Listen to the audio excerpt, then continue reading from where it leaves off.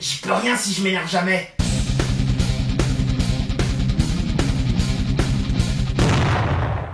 En psychologie, la colère est considérée comme une émotion secondaire à une blessure, un manque ou une frustration.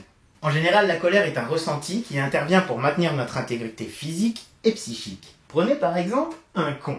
Ses capacités intellectuelles ne lui permettant pas de se défendre, son instinct naturel lui insufflera de la colère comme seul moyen de faire respecter son intégrité.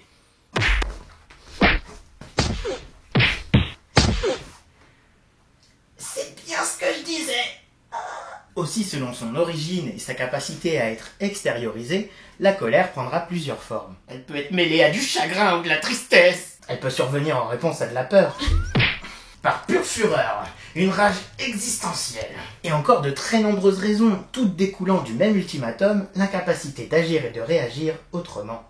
La colère est une fatalité dès lors que toute autre réaction nous semblera futile ou en dehors de nos capacités sur l'instant.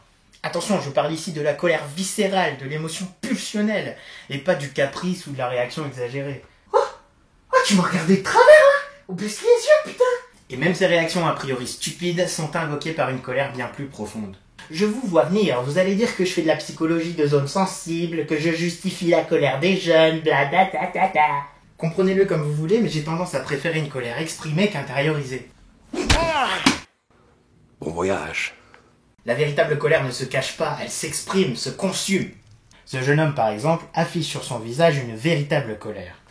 La synergologie reconnaît à la colère une expression figée du visage, la crispation des sourcils et du front formant un T parfait avec le nez.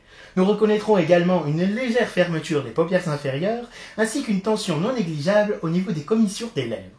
Cette colère est affichée, sincère et indéniable, et que son origine soit à long terme ou non, elle sera très certainement effacée de son visage dès lors qu'il l'aura exprimée. Alors que ces messieurs, ou celui-là par exemple, intériorisent tellement leurs émotions, leurs pulsions, que plutôt que de les exprimer dans l'instant T, elles ressurgiront plus tard sous une forme que je vous laisse découvrir si vous ne les connaissez pas encore.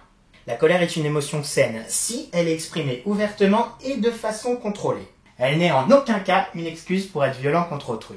C'est une émotion humaine et justifiée, mais que l'on ne ressent qu'envers soi-même. Inconsciemment, on n'est pas en colère parce que quelqu'un nous a fait du mal, ou a fait du mal à quelqu'un qu'on aime, mais en réalité on est surtout en colère de ne pas avoir pu empêcher ce mal d'être commis.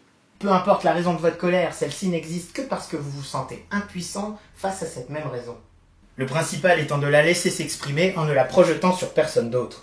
Alors n'hésitez pas à utiliser l'exutoire qui fonctionne le mieux pour vous. Le sport, la méditation, la peinture, les jeux vidéo ou même la musique. Si l'humanité comprenait que la colère ne peut pas être collective, condamnerait-elle encore des innocents ?